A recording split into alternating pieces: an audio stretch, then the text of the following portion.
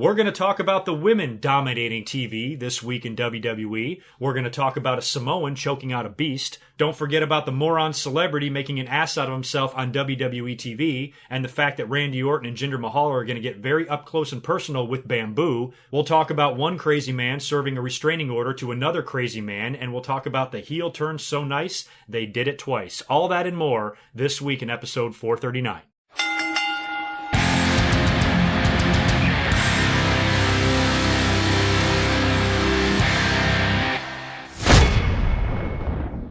What is up? Good mic work. Back at you with episode 439. We've got a ton of stuff to talk about this week. This was a very busy Monday Night Raw and Smackdown Live. A lot of things took place on both shows, and the storylines for the summer are really coming together. There were some big announcements, there were some big segments on both shows, and there's just a ton of stuff to talk about. In addition to my Monday Night Raw and Smackdown review, I'll be previewing Great Balls of Fire, which we have a few matches announced for that, as well as Battleground on the Smackdown side of things. So this should be a fun, jam-packed episode. Before we get started here, I just want to welcome all of the new listeners who might be listening for the first time. If you are, please give that like button a click if you enjoyed this video, and subscribe to my channel if you have not yet already. I have a second channel. You can sub that too, although I've been very absent from it. I need to find some more ideas to do for that channel. Visit my website, GoodMicWorkCommentaries.com. This commentary is available in podcast form over there. You can just download it on my website if you would like. I'm also on iTunes and Stitcher Radio as well. Also, if you don't mind, give my Facebook page a like. I'm approaching 2,000 likes and 2,000 follows on that site, so that's pretty cool, and I always upload all of my commentaries over there. I'm a little bit more active on Twitter. It would be really great if you would follow me on Twitter at GoodMicWork. I have a lot more to say on that site, and if you ever need any up-to-date opinions on anything or any news story that breaks in wrestling that I have not yet had a chance to do a commentary on, that is where you are going to find it. So please find me on all of those sites I just mentioned, and like I said, please subscribe to this channel. So let's do Raw first. This was the June 26th, 2017 edition of Monday Night Raw. Now I'm going to kind of bounce around, but I will start with what the show opened with, and the show opened with Roman Reigns coming out and cutting a promo. Of course, we saw Braun Strowman return to Raw last week, showing up in the ambulance, helping Samoa Joe get a chokeout victory over Roman Reigns, and then came out to the ring to beat the shit out of him and challenge him to an ambulance match at Great Balls of Fire. This was a chance for Roman Reigns to respond, which he did. He accepts the challenge. As he's talking, you hear the ambulance sirens, which is funny because every time I hear those sirens, I immediately think of Scott Steiner, and it was funny. That ambulance showing up on Raw got Scott Steiner trending on Twitter. It was pretty hilarious.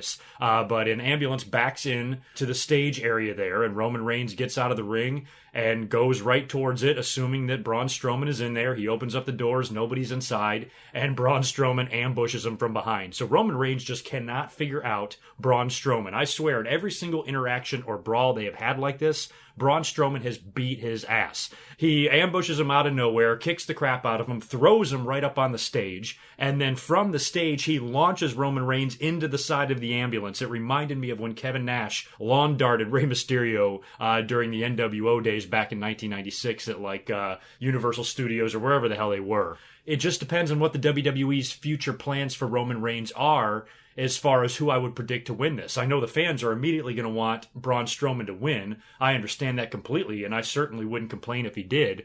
However, Roman Reigns winning seems more likely, especially since he did challenge the winner of the Brock Lesnar-Samoa Joe match. We don't even know where that's going. That match could be so awesome. They could do a rematch between Brock and Joe. We've also heard the John Cena free agent rumors, so he could be working with Roman Reigns at SummerSlam. There's a lot still unanswered as far as SummerSlam goes. So it just depends on what they have planned for Roman, whether I would predict him to win this match against Braun Strowman or not. Right now, I'm kind of thinking that Roman will. For one thing, it's an ambulance match. So if you're going to beat Strowman, if you're going to ever beat him, at least you beat him like this and not a match like at Fastlane where he just loses clean, pinned in the middle of the ring, 1, 2, 3. They can do some sort of a finish in this match where hopefully he remains strong. You know, maybe Roman Reigns gets really creative and uses a forklift or uses something else or comes up with a really crazy way to get Braun Strowman into the ambulance. Remember when, who was it that went through the top of the ambulance? Was it Ryback? I think somebody went through the top of an ambulance once, or am I thinking of JBL going through the top of a limo? People go through tops of cars all the time is what I'm saying. So maybe it's a situation where they're brawling, they're up on the stage or something, and then Roman Reigns hits Braun Strowman with a Superman punch, and he falls backwards and lands on top of the ambulance through it into the inside of it. It's also possible that they could do a really cool finish and have Roman Reigns spear Braun Strowman on top of the ambulance and they both crash through. At least Braun Strowman's not losing. It would just be a no decision or a non-finish, and then they might have to do something else at SummerSlam, or maybe they just end it there with neither guy really losing face and Roman goes on to challenge Brock at SummerSlam or Samoa Joe at SummerSlam. Who knows at this point? So, as far as the ambulance match goes, right now I'd probably lean towards Roman Reigns winning, but that could change as we see what goes on next week and as we think a little bit more going into SummerSlam and what their plans are for Samoa Joe and Brock Lesnar. And I think a lot will be answered after the pay-per-view, actually. After we see who wins and loses and all the dust settles, we might have a better idea. But right now, I'm tempted to pick Roman Reigns if I had to predict it today. I will do my predictions video next week. And speaking of next week, by the way, stay tuned at the end of this commentary. I will give you an update on my latest Q&A. But getting back to Roman, next week I will have my full Great Balls of Fire predictions for you, and I'll finally decide on a winner in this thing. But right now, it's kind of looking like Roman will defend his yard. And speaking of Samoa Joe and Brock Lesnar, what a segment between them. Holy shit, was that great. The build for this match is really good. And I'm telling you, if this match is a barn burner at Great Balls of Fire, don't think that the WWE is going to end it there. So far, this is really good stuff and really intriguing stuff because it's a new opponent for Brock finally. It's sort of a dream match for the fans. They've always wanted to see these two badasses lock up. And the fact that Joe is looking so good and he's looking so fearless. I love the way he approached Paul Heyman backstage during Paul Heyman's interview with Charlie. And Heyman's like, dude, I'm just an advocate. Please don't fucking kill me again. Paul Heyman was saying that when Brock arrives, he's going to call out Samoa Joe to the ring for a fight. And Joe got right in Heyman's face. He goes, Brock isn't here now. I could basically kill you if I wanted to. And he winds up doing nothing. You then fast forward to later on, Paul Heyman is in the ring cutting a promo. He's pissed now. He even called Samoa Joe a dumbass at one point and said that he has no idea what he's gotten himself into with Brock Lesnar, and finally goes through the big introduction, announces Brock, he comes out to his music, and for the first time ever, at least since Brock Lesnar's return to the company, he gets jumped from behind in the aisleway. That's something that I actually never imagined anyone doing to Brock. I mean, that takes balls, and Samoa Joe's got some big ones. And he comes right through, attacks him from behind, puts him in the coquina clutch. Brock is trying to fight out of it. He even rams Samoa Joe a couple of times right into the big screen there, indenting it. And Joe is relentless. He will not let go of the hold. And just as Brock is about to pass out, I mean, his face is all purple and red. It was a brilliant selling job. He's really struggling. The only thing I wish is that the belt would have come off. I just wish it would have fallen off of him. It looked kind of weird with Brock wearing the belt during all of this. But finally, before Brock even has a chance to pass out completely, the locker room empties and a bunch of wrestlers come out and back off Samoa Joe. So Brock kind of got choked out there, and I thought that was a brilliant way to do it. Instead of having a brawl and having one guy win the brawl, just have Samoa Joe, who is the heel in this for the most part, attack him from behind, choke him out and put him on his knees, and Brock has got an opponent on his hands here. This is great. I mean, the cool thing I think about this feud and about Samoa Joe and the work that he's doing is that even though he's doing heelish things like attacking defenseless managers or ambushing people from behind, he's still looking like a badass doing it. That takes talent to not look like a cowardly chicken shit heel. For Joe to be able to do all of these things but still be scary as fuck, that's awesome, and that's rare. When you think about Samoa Joe's career, this is the biggest match of his life. He's had some big matches all over the world, I understand that, but he's in the WWE now. He's working with one of their main attractions, their top paid star in the company, this indestructible monster that defeated The Undertaker's streak. He's got a chance to work with him for a championship belt, and you know Samoa Joe is not going to let this opportunity pass him by. He's worked too hard everywhere he's been to get to this point, to have a feud like this, to have a match like this, and I think he's going to pull out all the stops. And so far, I am really impressed with the work of Samoa Joe, and I'm really excited to see this match at Great Balls of Fire. I think this can be really great shit, no matter who wins. You know, I'm not going to be pissed. I'm so interested in this match that this is a situation where I'm not going to freak out if the guy I want to win doesn't win. I really do not care who wins between these two. One thing we know is it's probably not going to be a squash at this point. Brock is not going to F5 and pin Samoa Joe in 5 minutes. They wouldn't be doing all this for the match to end like that. So it's probably going to be a really hard-fought battle. If Brock Lesnar does, in fact, F5 and pin Samoa Joe in a grueling match that he barely wins by the skin of his teeth, I'll have no problem with that at all. All I ask is that it's not underwhelming, it doesn't fall flat, it doesn't go short, it's not any sort of a squash. I don't even want to see Joe squash Brock. We've already seen that. They already did the shock squash with us with Goldberg last year at Survivor Series. So it's not like I want to see Joe do the same thing to Brock either. Even though that would make for a jaw-dropping moment, you can only do that so many times, and they did it less than a year ago. I think this should be an actual match and an actual fight, and it would be nice to see some blood. I mean, Samoa Joe has bled in the WWE. He got all busted open in that match he had at TakeOver that time, remember? So I would love to see one of these two guys get a little bit of color just for the enormity of the match. It would seem very fitting, and I think the WWE should at least think about that. And so far, I just can't say enough good things about the build between these two. I thought Samoa Joe choking out Paul Heyman was money. I loved the first brawl between Samoa Joe and Brock Lesnar where there was the big pull apart and now you had the ambush and the choke out. So far, this is good stuff. Plus, Samoa Joe has defeated Roman Reigns along the way during all of this. So, when you look at it, I can't really critique much about this angle so far. So far, it's been really good. Let me know what you guys all think down in the comments below. Who do you think will win? Who do you think should win? Shit like that. Let me have it. Why don't we talk about something that I don't want to talk about, but it's the other major segment that took place on Raw, and that is an episode of MITB with special guest LaVar Ball and his sons. I think LaMelo is his name, the little one, and then Lonzo Ball, who was a great college basketball star at UCLA, just got drafted number 2 in the draft to the LA Lakers. They were in LA. And they wanted to bring out this family in some ridiculous segment. They put them on MITB. And, I made my opinions known about this on Twitter. I was surprised how many people disagreed with me. I mean, a lot of people agree with my opinions, but there's been a lot of people coming to the defense of LaVar Ball. And I just find that mind-blowing and mind-boggling. I do not like this guy. I think he is a fucking idiot. And it just doesn't seem like it would do his sons any good to act like this. He acts like he's fucking 10 years old. He's a douchebag. He talks out of his ass. And I had to go on Wikipedia just to learn more about him because I'm like, what did he ever do? I mean, he was a football player. He played like a year of college basketball, and that was it. He literally got famous by running his mouth, by never shutting the fuck up. And he's constantly bragging about himself and his family. He is incredibly immature to an astronomical, mind-blowing level of immaturity in a grown-ass man who apparently is 49 years old. And the people that were defending him and defending the way he is and the way he acts and his overall douchiness, they're like, come on, you got to hand it to the guy. He's out there playing a character. He's working everybody. And he's making money. He's got that stupid-ass baller brand or whatever the fuck it's called. And a lot of people are praising the fact that he's playing a character, but he's not in wrestling. He's in reality. He's in the real world here. And he's acting this way. It's just, to me, it just seems like it would put unnecessary and unneeded pressure on his son, who is about to enter the NBA and start making, $20-30 million a year, whatever the fuck the Lakers are going to pay him. This kid's going to make ridiculous money. His life has changed forever, and he's going to try to become one of the best players in the league. To have your dad constantly making noise, constantly causing distractions, constantly riling up the media to where they're talking about your dad more than they're talking about you. You're the one with the talent. You're the one about to make all the money, not your moron dad. And instead, this guy just keeps running his mouth. I don't know what the fuck is wrong with his brain. He just seems like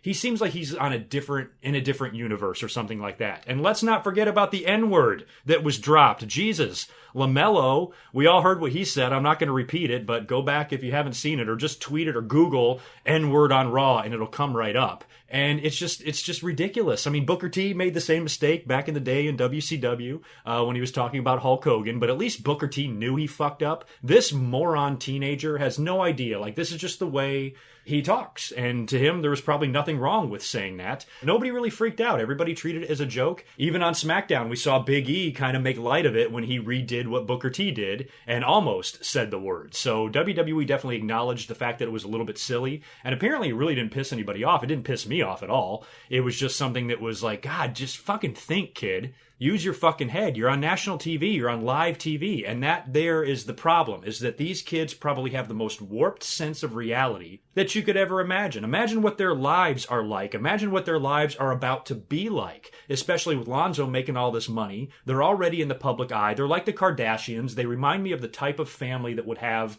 a reality show one day because they're attention-starved whores. And I have absolutely no reason to root against Lonzo Ball. I was surprised how much hate he was getting. You know, I'm like, look, this is just a kid playing basketball. So he's kind of innocent in all this. It's his dad that's making all the noise. So I really have nothing against or no reason to root against his kid in the NBA. I hope he has a great career. But I think his dad is an immature idiot. I think his dad acts like he's 13 fucking years old. He was all over the place in his promo with The Miz. It's almost as if he didn't even listen to what he was told earlier on in rehearsals or whatever they were going to do. He basically is, as you would say in wrestling terms, he went into business for himself. He talked over The Miz. He interrupted everybody. He wanted to be the center of attention. And he made the whole damn segment suck. And that just eventually led to Ambrose coming out, which then led to the N-word being uttered twice on TV. And then that led to a 6-man match where Miz and his entourage defeated Dean Ambrose, Heath Slater, and Rhino in a 6-man match. But the Miz TV segment was just disgusting to me, and I knew it would be. I heard rumors that he was going to be on, and I got to say, I was pretty surprised at all the people defending him. I tweeted out a few things expressing my displeasure during Raw, and a lot of people were like, oh, come on, GoodMicWork, he's just doing his thing, or he's just being this way, or he's got everybody fooled, or whatever. It's just not, to me, it's just not smart to be that way. What reasoning would you have? You're already going to have more money that you can ever need with your kids signing this deal. You've got this stupid Balor brand shit, which I'm sure brings in plenty of revenue. The other son apparently is really fucking good at basketball too. How does it benefit you to go on TV and be a complete jackass every time you're on there? He said he could beat Michael Jordan one-on-one. He averaged 2 points in 1 year of college basketball. I mean, what is this guy's problem? This is Donald Trump level shit talking here. The guy arrogantly talks out of his ass. Not only does he spew out lies that can be easily disproven within a matter of seconds, he does it with such confidence. Like he doesn't give a shit how stupid he sounds. He says it anyway. And to me, that's bizarre. And it's bizarre to me that we live in a society where people admire and look up to the type of attitude that LaVar Ball has. To me, LaVar Ball is a combination of every type of personality trait that I hate in a person, like a sick, disgusting cocktail of cockiness and arrogance and ignorance all rolled into one. And that's all I see from LaVar Ball. And I apologize if that offends anybody. I'm definitely not, I wouldn't shit on anybody for no reason. I just think LaVar Ball's a douchebag, and I don't like him at all. I'm trying to be very fair to his sons. I'm not even mad at the little one for being a fool on the mic, and I'm definitely not blaming Lonzo, who is just trying to make a career in the NBA and has got a long road ahead of him. And to me, he doesn't need this shit from his dad. He doesn't need these distractions. And when he gets to LA, thank God he's in LA. I mean, at least LA is the market for a circus family like this. If this guy would have been drafted to Minnesota or some shit, they would not want his dad around talking to the media, doing anything. Stop making waves. Steph Curry's dad sits on his ass and watches the game and claps with his granddaughters. He doesn't fucking run his mouth constantly. So it's not something that I think a lot of teams would want. But LA is a completely different story. It's like Odell Beckham in New York. That's a perfect place for him because New York's fucking crazy. But if Odell was in dear shit Alabama, nobody would want anything to do with him. So, you know, we have athletes like this. They're always going to exist. But LaVar Ball takes it to such a different degree that it just rubs me the wrong way. And I hate his guts. So anyway, there you go. I normally don't express those strong of opinions. I try to look at both sides. I try to give people the benefit of the doubt. I just cannot give this guy the benefit of the doubt. He's a jackass. Moving on to the heel turn. So nice that they did it twice. Enzo and Cass had a great segment on Raw, and what I liked about this is, much like the heel turn the week before, is it was predictable, but yet it was still good. I mean, that's another rare thing. It's like Samoa Joe being a cowardly douchebag heel, but still being scary at the same time. I really like what they've done with Enzo and Cass. Enzo comes out, says he's been trying to get a hold of Cass all week, and he wasn't able to. He even talked to Cass's mother, and he said, since you don't want to solve this privately, why don't we solve it publicly? He calls him out to the ring. Cass comes out.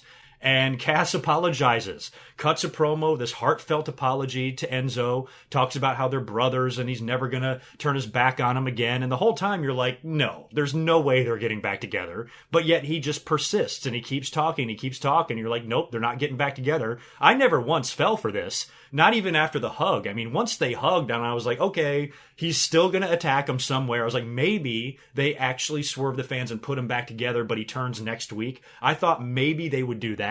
But the one thing I was for sure about is that they were not going to come back together permanently. They were going to stay broken up. But the WWE did a really brilliant job of still convincing the fans that they were back together. I mean, I was reading the tweets. People were like, wow, what a swerve, what a twist. And then finally, when they're on the entrance ramp going back to the locker room, that's when Cass attacks, nails him with a vicious clothesline, and then picks him up over his head and throws him right down the ramp in a great spot. I fucking loved it. But it was cool how they kind of did the heel turn 2 times. Reminds me of that Shawn Michaels and Triple H feud from back in '02. Didn't they do that heel turn 2 times? Now, you guys are going to have to help me with my history here. My memory's a little fuzzy, but I want to say that in 2002 in the summer, Shawn came back. They briefly reformed DX, him and Hunter. And they came out for a segment and Triple H turned on him and pedigreed him right in the middle of the ring. I think it was after that that Shawn got thrown into the car window. Am I right or wrong about that? And then Triple H is like, yeah, I might have turned on you, but I would have never done that to you. And I vow to find out who did this to you.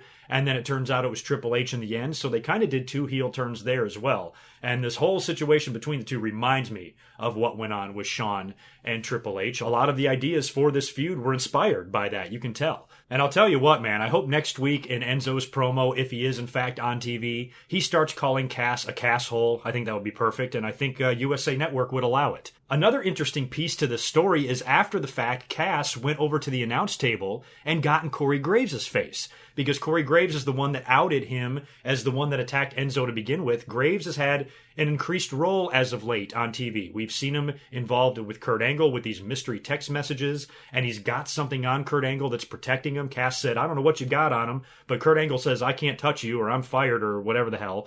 So Corey Graves' role on Raw right now is really interesting. And here's a thought that I had that I tweeted out on Monday night. And I'd like to know what you guys think. What do you think about all of this eventually leading to Corey Graves becoming the general manager? You know, you would think that Kurt Angle can't be the GM forever. This is kind of his honeymoon, his welcome back to the WWE. And it's not something I think that can last for 2 or 3 years, and you're probably going to have some rotating GMs. So we still don't know what's going on with these text messages. Presumably, this is involving Stephanie McMahon. It might be a way to get her back on TV, might be a way to get Triple H back on TV. I even mentioned a potential SummerSlam match between Triple H and Kurt Angle. Maybe Kurt Angle gets fired from the GM position during the build to this match and Corey Graves takes over. I think Corey Graves would be a good GM. I would have no problem at all with him taking a stab at that role. I think he could be good at it. And it would make a lot of sense because why was he the one that found out that Cass was the attacker? You know, Kurt Angle, like I said last week, Kurt Angle's the GM in kayfabe. He should have access to everything. He should be able to talk to management, talk to police, talk to security guys in the arena and get surveillance footage. He should be able to do this on his own. He's the one that has all the control. So how is Corey Graves finding out about all this stuff, finding out about Cass, getting these text messages that could threaten Kurt Angle's career and all this stuff? So Corey Graves' involvement in all of this makes me think that maybe down the line they're positioning him to have the general manager role on Monday Night Raw. I don't know what that would do to the commentary team. We don't want to see David Otunga join Michael Cole and Booker T. If that happens, we're fucked. So they would have to figure out something with the commentary team. But Graves being in the role of general manager, I would actually have no problem with. I think he's a great on-air talent. I think it was almost... Yeah, I don't even want to say this because it sounds horrible. I don't want to say it was a blessing in disguise, but his concussions, you know, forced him out of the ring. And I think he's a better on-air talent. He's a better announcer than he would have been a wrestler. I thought he was okay in the ring, but as far as his charisma goes, his ability to speak, and the type of character he has on TV, I think is pretty over, and I think he does a good job. And I think he should have an increased role in WWE. And putting him in the GM spot would be a good way to do that. So keep your eye out for that. I wouldn't be surprised at all if that's something we see down the line. As far as what else we saw on Raw, the Hardy Boys teamed up with Finn Balor and took on Sheamus, Cesaro, and the Drifter. Now, there was a couple of awesome moments in this match. The first one was the beginning when Sheamus and Cesaro and the Drifter are in the ring sitting in the chairs and the Drifter is about to sing a song. That image of the three of them was fucking classic. But an even better image was during the Hardy Boys entrance with Finn Balor. Hardy Boys came out first and then Finn came out and did his whole entrance. And the shot of Finn on the top rope with the Hardy Boys behind him, like on the stairs next to the ring post, was such a great visual because, I mean, the Hardy Boys did influence Finn Balor a lot, and they were idols of his. So I think that was kind of cool that they put those three together. And even though I'm sick and tired of seeing the Hardys work with Sheamus and Cesaro, I actually enjoyed this match. It was a good match with a good finish, and Hardy Boys and Balor won with Finn Balor hitting the coup de grace. Who did he even hit with that? I forgot. I think maybe Cesaro? I'm not sure. But anyway, really fun match and one that I enjoyed watching. Goldust finally made his return. Now, this was a little bit underwhelming because we've been seeing like 6 weeks of promos. We've been seeing these old school Goldust vignettes, him quoting movies and doing all of his Goldust stuff. We've seen some vignettes from R-Truth as well, and the two of them are hyping their eventual match, which is going to take place on Raw in LA. Now, a lot of people thought, given the build for this, that this should have taken place on pay-per-view, and I agree if Raw wasn't in Los Angeles. I think Raw being in Los Angeles was the perfect venue for Goldust to re-debut in the WWE. The problem is, it just sucked. I mean, it wasn't even a top-of-the-hour type of thing. It was just this random match in the middle of the show. Goldust comes back. He's not even wearing his robe. He came out there in his old-school jumpsuit, like the one that he wore 20 years ago, but he didn't have the wig, he didn't have the robe, he didn't have any of that stuff. I kind of wish that he would have. Instead of Marlena this time, he had a personal cameraman walking around with him with like a gold camera, I think even. And so I just really didn't enjoy his entrance. I didn't enjoy his return. I thought it could have been done better. And then R-Truth comes out for the match, and the match never even happens. Goldust attacks him and beats the hell out of R-Truth and injures him, and that was the end of it. Which I found interesting because that's not old school Goldust. Old school Goldust isn't a brutal ass kicker. Old school Goldust plays mind games.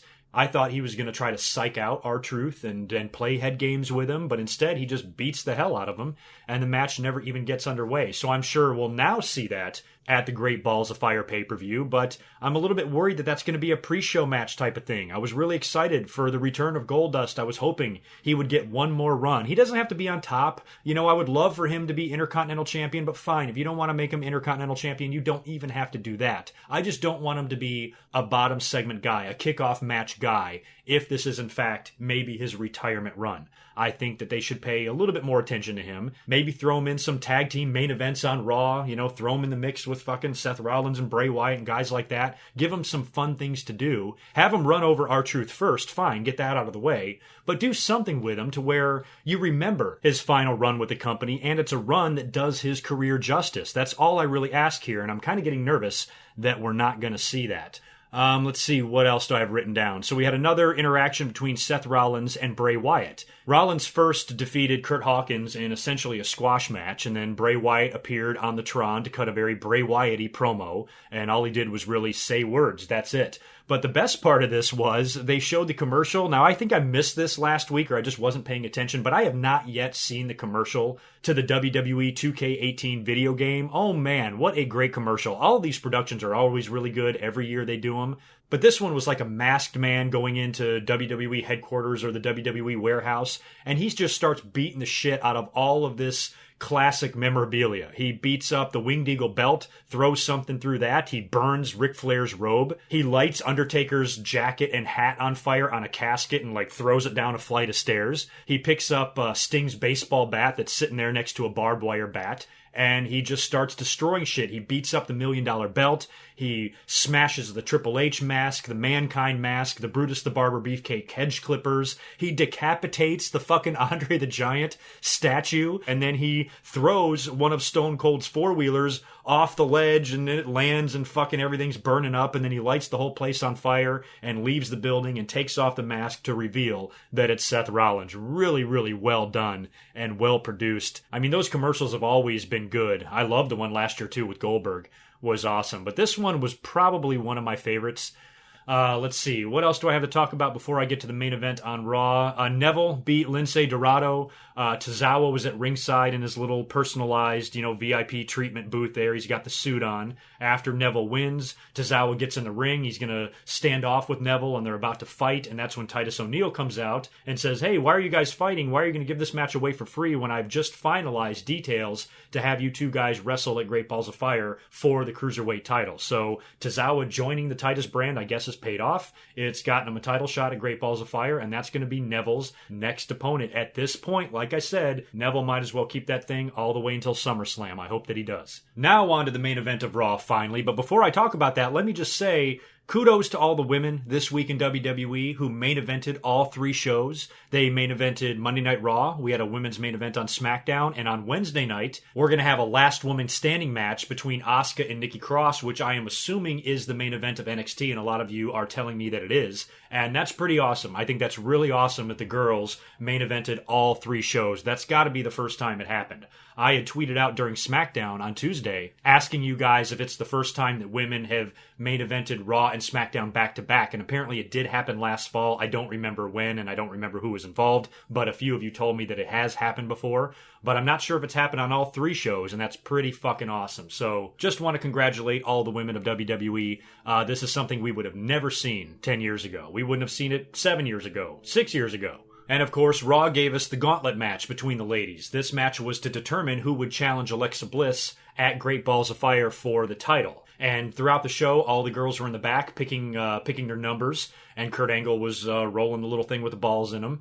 And they picked their numbers one at a time. And who got number 1 in this? Nia Jax. And Nia Jax was booked like a beast, and I loved it. And who got number 2 was Bayley. And I'll tell you what, the burial of Bayley continues. She's either in the doghouse or WWE is gearing up for a character change. Those can be the only reasons for, in my mind, this gigantic D-push of hers. I mean, think about it. This girl retained her title at WrestleMania. Now she's being made to look like a bag of shit every single week on TV. What the fuck is going on here? So she's got to start this thing, and you're thinking, oh, wow, maybe this is going to be the night where they turn things around for Bayley, and she's going to run the table here and beat everybody in the gauntlet match, and she's going to start with Nia Jax. That would be a way for her to bounce back. But no, it goes the opposite direction. Nia Jax beats her, and she's the first one eliminated, and Bayley's gone, just like that. She then goes on to dominate the other 3 girls. She beats Mickie James with an avalanche, she beats Dana Brooke with a leg drop, and she beats Emma with a Samoan drop, leaving Sasha Banks as the last girl to come out. She picked the final number, and the 2 of them have an awesome match, and it was great. And I was watching it like, you have to have Nia win, don't you? They try to push her as a monster, they try to push her as the female Braun Strowman. This is the way you do it, have her kill everybody. But instead, her and Sasha Banks have a pretty damn good little match, and Sasha Banks winds up tapping her out, which I loved. She put a very unconventional, modified type bank statement on her. At one point, she had it on her, and Nia Jax was still on her feet. And I think finally she got her down to her knees and bent back really hard, and Nia had no choice but to tap out. And it was a great moment. I mean, the fans popped for it. Kurt Angle even came out to congratulate Sasha Banks. Alexa Bliss tried to come out and get in her face and cut a promo, and Sasha drop-kicked her right out of the ring and grabbed the title and taunted her with it. So I like seeing Sasha Banks win. I'm glad she's getting the title shot. I like Sasha Banks, but I was kind of surprised. I thought after the way Nia Jax was dominating that she would wind up just beating everybody, but she lost in the end to Sasha Banks. Not sure why. Maybe they're not ready to do the Alexa Bliss and Nia Jax match yet, but you know that's coming. Alexa's been ducking her and dodging her at every turn.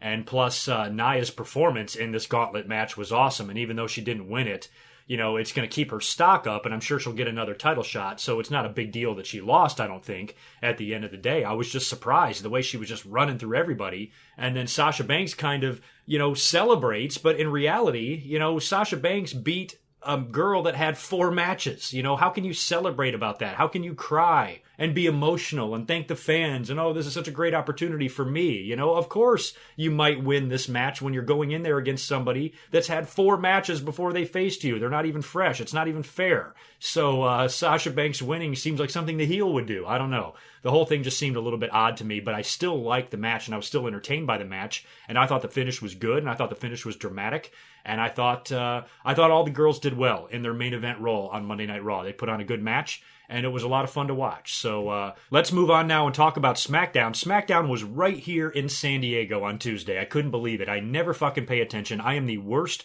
wrestling show goer ever. So I need to try to give myself advanced warnings on these shows next time they come to town. Maybe I can even do something. If any of you live in the San Diego area or the Southern California area, maybe we can do a meet and greet or something. If you guys want to go to the show and you live in the area here, maybe we can meet at a bar or something a couple hours before and hang out and then go to the show. Maybe one day I can put something like that together if I ever pay attention to where these shows are. So I didn't even realize that till like 2 hours before SmackDown started. I should have known they were going to be here. They were in LA last night. I don't know why that didn't dawn on me. But anyway, this week was all centered around the big Money in the Bank match that WWE is going to redo because apparently the backlash was too strong when James Ellsworth was the one to unhook the briefcase in the first ever women's Money in the Bank ladder match. And just to reiterate, I've given my opinions on this and I have defended the finish, but really the only reason I defended the finish is because it didn't bother me. I really didn't care. I do see the absurdity of it. I do see the fact that a man pulled down the briefcase in the first ever match like this is a little bit effed up, but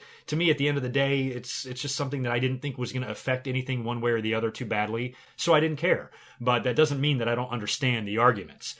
So, of course, Daniel Bryan last week made the match for this week, which was going to main event the show. And Daniel Bryan opened up the show and cut a promo talking about this whole situation. Carmella comes out to plead her case one more time, cuts another very, very good promo, but says a lot of the same things she did the week before, so it wasn't that big of a deal, but it was still good. She's very good at being whiny. And James Ellsworth even gets in Daniel Bryan's face at one point, and that's when Daniel Bryan bans James Ellsworth from the building. Security drags away James Ellsworth, so you're like, okay, it's going to be a fair fight. Later on in the night, main event, Money in the Bank, no men involved, right? Well, let's fast forward to that and talk about it. We all speculated that they might, and they probably will, just have Carmella find a way to win this thing in the end. They're just basically redoing it. If they had another girl win the briefcase, then you wouldn't know what the hell they were thinking. So a lot of us kind of had a feeling that Carmella was going to be the one to win this thing, and James Ellsworth still finds a way to interfere in this match. He comes in there, he tries to climb up the ladder to get the briefcase again. I think Becky Lynch winds up knocking him off. The whole thing leads to Carmella whacking away at Becky with a chair and then climbing up and retrieving the briefcase pretty much uncontested. Nobody was even around the ladder when she climbed up there and she unhooked it. So Carmella winds up winning the briefcase after all. We kind of had a feeling it was going to go in that direction. I think it was fine. It was still a good main event. The girls still worked hard. It wasn't a boring match. Speaking of that women's title that Carmella has a guaranteed shot at, Naomi defended the title again against Lana on SmackDown. And just like the pay-per-view, I was nervous. I'm like, they're not going to put this belt on Lana, are they? I mean, she's better than I thought she was going to be in the ring, but still, she has no business being world champion, at least right now, and definitely not being in world championship matches. But luckily, Naomi not only defeated Lana, but defeated her quickly, beat the hell out of her, beat her pretty convincingly too, which was fine. Lana doesn't need to be winning right now, and Naomi needs to be put over strong as a strong champion, and her having a hard-fought match against somebody that's never really wrestled before wouldn't make the champion look very good in my eyes. So I'm glad that she kicked the shit out of Lana and retained her title, and at some point, I guess Carmella is going to cash in against her. The other big news on SmackDown is the return of the Punjabi prison match. Are you kidding me? We had heard rumors of this earlier on in the week. Some people were starting to speculate that given the long feud between Randy Orton and Jinder Mahal, this has got to culminate somewhere with a blow-off stipulation match. And some people had thrown out the idea of the Punjabi prison, and apparently that's what they're going to do. So they had Randy Orton interrupt Aiden English, who's in the ring. I guess Aiden English is like SmackDown's version of the Drifter, except a lot worse.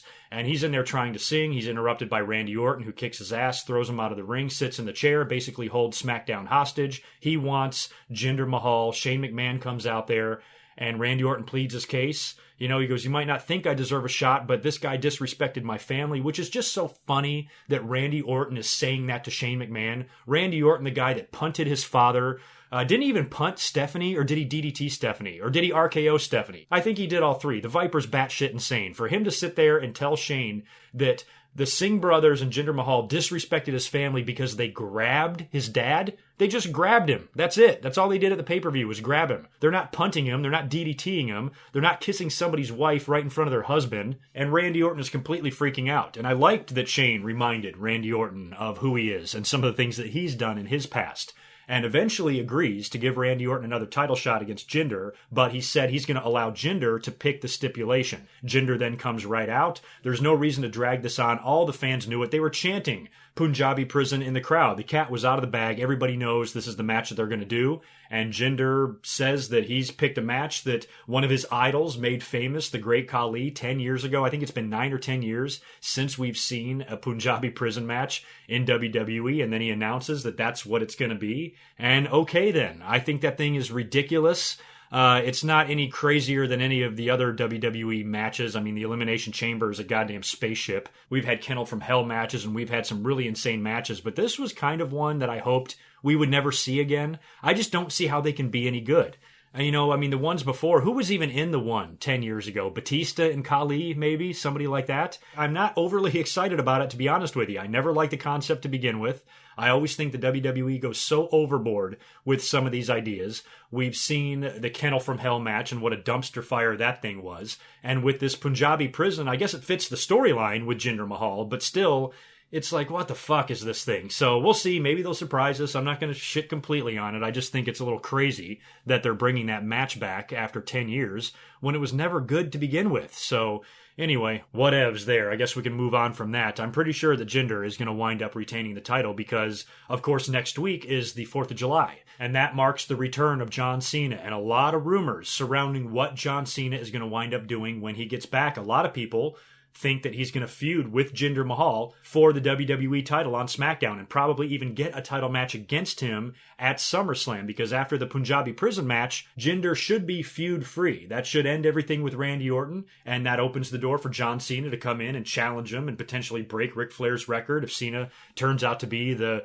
babyface American that takes down Jinder Mahal. I kind of don't want to see that happen. I'd rather see John Cena be a free agent like they've speculated and go to Raw to face Roman Reigns at SummerSlam. I think that would look awesome on the marquee, and it would keep both of those motherfuckers away from world titles. So if I had to pick, I would choose that, but it's very possible that when Cena comes back, he might announce that he wants a title shot against Jinder Mahal, and I wouldn't be surprised at all if that winds up happening. So I guess we'll just know more a little bit next week, and then we'll know a lot more after the end of the crazy Punjabi prison match. The Usos beat the Hype Bros in a tag team match. The New Day came out after the match to confront the Usos, and they cut a really funny promo together. And I made mention earlier about Big E kind of teasing the N-word. He goes, "We're coming for you." And they stopped, and they're like, "We're coming for you, Usos. That's it, just the Usos. Don't say anything else." And I thought that was really comical, but they both talked some shit to each other. And I guess we are having a tag team match between the two at Battleground. That is official, I believe. And next week on SmackDown, apparently there's going to be a wrap-off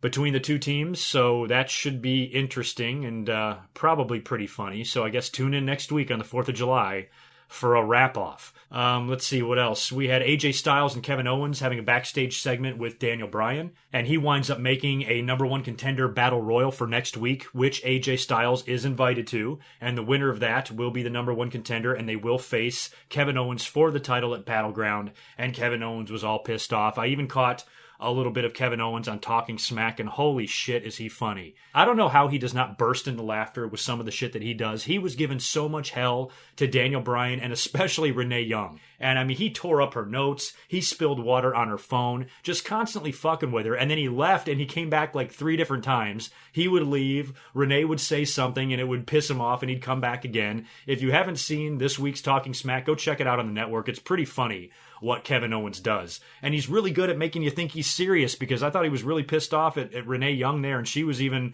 a little startled by everything, and it was just a weird, funny exchange. And Kevin Owens, he's just a master at that. And that was really entertaining. But, of course, he's mad about this number one contenders battle royal. I'm like, dude, you're the champion. You're going to have to defend the title against somebody. Why are you pissed that it's a battle royal? You should be happy about that, because maybe a jabroni on a fluke will wind up winning this thing, and then you've got easy pickings at the pay-per-view when you defend your title. So having a battle royal to determine the new number one contender is not the worst thing in the world if you think at it logically from Kevin Owens' perspective.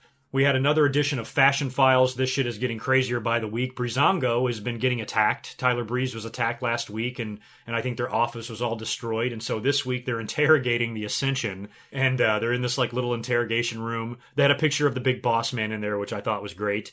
And they're basically accusing the Ascension of attacking them, and they're insisting that they didn't, and they try to bribe them. They try to bribe them with some Eddie Money tickets. They also give them some cheese and some juice and all this crazy shit, but the Eddie Money tickets were the funniest thing, because I'm like, why Eddie Money of all the people to choose? And of course they're like, no, we don't listen to Eddie Money. We're only like hardcore crazy metal listeners or whatever. And then they go through the whole thing, and then you see the Ascension kind of slowly grab the tickets and put them in their pockets. So the Ascension will be attending the Eddie Money concert if you want to meet them. You then hear like a loud noise, and Breezango runs out of the room to find their office trashed again. but the Ascension was in the other room, so clearly it's not the Ascension. So somebody is running around, trashing Breezango's office and attacking them. So we've got another mystery on our hands, much like the Enzo and Cass. With this one, I really don't know where it's leading. I'm trying to think, are there any tag teams off of TV right now injured that we haven't seen in a while? American Alpha comes to mind, actually. We have not seen American Alpha in a while. Maybe they could be turning them heel. Maybe they're behind all of this. Or who knows who the fuck it is. Or maybe it's one person. I don't know. But the mystery thickened on Smackdown, and I find those segments pretty entertaining. So far, they have not gotten old. The only other match we had on SmackDown was Baron Corbin defeating Sami Zayn in a pretty decent match, beat Sami Zayn clean. Sami made his entrance while Mike and Maria Kanellis were out there. They came out to their big song, and Maria was only able to get like one line of dialogue out, and Sami Zayn's music hit, and he interrupted them and went to the ring for his match, and that's all we saw of Mike and Maria. So still yet to be determined what the WWE's plans for the two of them are. Their theme song is incredibly catchy. Very cool stuff. Very 80s. So far the presentation isn't horrible. I just don't know where it's going. They're this power couple, I guess, and Mike Bennett is going to be a regular member of the roster at some point, and Maria, I'm guessing, will accompany him to the ring. But aside from that, I don't know how they're going to be that much different from Miz and Maurice. So we'll have to see what WWE has in mind for them and who they feud with first. But so far, we haven't seen much of them. They've only been on TV a couple of times. And so far, the most over thing about them is their theme music. So there you have your SmackDown in a nutshell there. Raw and SmackDown were both pretty fun shows this week. Before I get out of here, just a couple other things I have written down. Some of you were tweeting me to get my opinions on it. A lot of you have been asking me my opinions on the new Netflix show Glow. I have not had a chance to really see it, although I've seen a lot of reviews, I've seen some clips, and I've seen a lot of trailers. And I will actually direct you, now that I think about it, to another YouTuber, Brian Zane. Most of you know him from Wrestling with Regret. He just put up a Glow review in the last day or two, and I watched it, and it was really good. He told me everything I needed to know about this series, and there's no way I could do a review better than him. Plus, I suck at watching TV. I hardly watch any shows at all. And even though I want to check out Glow, I cannot guarantee that I will wind up binge watching it or watching all the episodes. So I'm probably not the person to come to for a review on the series. But from what I hear, it sounds really good and it's really well produced. And it's done by the people, I think, that do Orange is the New Black. And that was a great series and really successful. So the whole thing has gotten a lot of praise from everybody so far. Even people who aren't wrestling fans apparently can watch this and enjoy it just fine. So if I get a chance, I'll check it out and give you some more opinions on it. But in the meantime, I direct you over to Wrestling with Regret or any other channels out there that you can find reviews on it. I'm sure there are plenty. And the last thing I'll just touch on here is a very strange twist in the feud between Jim Cornette and Vince Russo. These two have been at each other's throats for 20 years.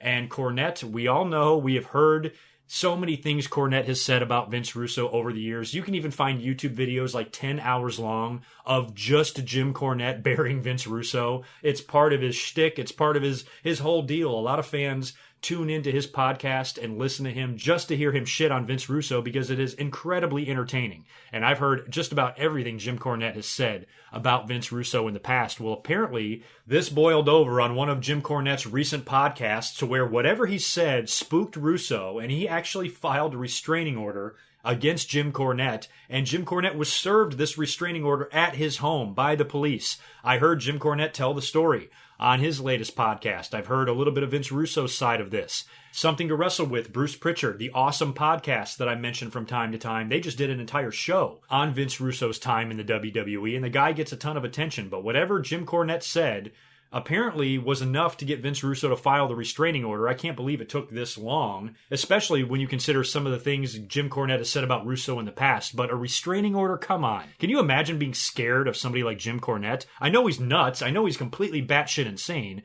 but he's not really that physically threatening. So I think Vince Russo is taking things a little bit too far, although, you never know. I mean, shit, what the video that I just did a couple of days ago, we just had the 10-year anniversary of Chris Benoit. Sometimes people snap. Who's saying Jim Cornette just won't snap and drive to Vince Russo's house and gun him down and kill him? I don't think Jim Cornette will do that, but maybe that's what Vince Russo thought, and he was legitimately scared. To me, it just seems silly. It's just a way to get Vince Russo more attention because he has a podcast too. He has a website. He's always on YouTube. He's always talking, giving his side of the story. So this whole thing is just a shitstorm. I can't believe that this feud has been going on for so long, that these two grown men just won't grow up. I mean, I think in one of Jim Cornette's recent podcasts, he challenged Vince Russo to a fight, like a fist fight in the streets. I mean, this is crazy. So you would think at some point these two would come back together and just let it all go. Whatever's bothering you at this point, it's kind of silly to bitch about it. It's just, I would just get to a point in my life where these things wouldn't bother me. If we're seeing Shawn Michaels and Bret Hart make up, if we're seeing Vince McMahon and Bruno Sammartino make up, then why can't we see Jim Cornette and Vince Russo put aside their differences? They don't ever have to like each other, but maybe they can just have a ceasefire to all the mudslinging, to all the dirt. It's like they're two little attention-starved girls. It makes no sense. And I'm a huge Jim Cornette fan. If I have to pick a side in this, I'm picking Cornette because I respect Cornette a lot more than I respect Vince Russo. Although I will say it does get a little bit tiring hearing Jim Cornette bring up Vince Russo's name. It's almost like the two of them are working us just to create some buzz and just to get the dirt sheets talking or something. Who knows? But this whole thing is so bizarre. The fact that it's been going on so long between two guys who at this point in their lives really have no business hating each other. The past is the past. You can't change it now. So they're never going to hug and kiss or anything like that, but I think they should at least talk privately and agree to leave each other alone, because at some point it gets old. I mean, it's very entertaining, don't get me wrong, and it's very juicy for all of us wrestling fans to watch this drama play out between these two, but when I think about who they are, where they are in their lives, where they are in their careers, neither one of them needs this type of stress. Neither one of them needs to anger themselves that bad. Jim Cornette has spent his life eating Wendy's and drinking Sprite. The last thing he needs to do is create more anxiety for himself. This guy's going to die of a heart attack in a year if he keeps this shit up. So I just think that the two of them need to finally put this to rest, realize that maybe at this point it has boiled over, it's gotten too much, there's been too much bad blood, there's been too many negative things said. Even on WWE's Table for Three, when they had Bischoff and Cornette on that, Cornette could not resist the urge to bring up Vince Russo's name, and it blew my mind. I'm like, we're not even talking about Vince Russo. It's you and Eric Bischoff. You guys haven't spoken like ever. Why don't we talk about what you guys were doing in your careers and the differences you had? To bring up Vince Russo like 3 different times in a 20-minute show was pretty amazing, and you can see the hatred there. I've never seen anybody hate anybody worse than Jim Cornette hates Russo. On one hand, it's hilarious, and on the other hand, it's just old and immature, and fucking get over yourselves, both of you. So I'll be interested to hear more from this, where each guy stands. Maybe at some point they'll come together, have some sort of a confrontation, and if they do, I hope they film it and put it on YouTube. So hopefully one day we will see the end of the Jim Cornette and Russo saga, and you guys have seen the end of this week's episode of Good Mic Work Commentaries. Thank you very much for listening. I appreciate it. Leave me all your questions and comments below. Speaking of questions, that Q&A. Is anybody still listening? If you are, you're a hardcore fan and you know that I've been promising that Q&A. I will try to get it up before my Great Balls of Fire predictions video next week. And next week's going to be weird too with the 4th of July. I'm not sure what I've got going on yet. I'm probably going to be very busy. So you might get a Raw and SmackDown review late week. If Raw really sucks, maybe I'll just wait until late in the week and just briefly touch on Raw and SmackDown maybe on Friday and give you Great Balls of Fire predictions. That'll give me plenty of time to finish up that Q&A, and hopefully the next commentary you get out of me will be the Q&A. No promises, just because with the holiday I don't know what's going to happen, but that's my plan, is to finish that up this week and this weekend and give it to you before we reach Great Balls of Fire. So that's the deal with that. So you guys take care. I will catch you in just a few days, and I will talk to you then. Until next time, peace.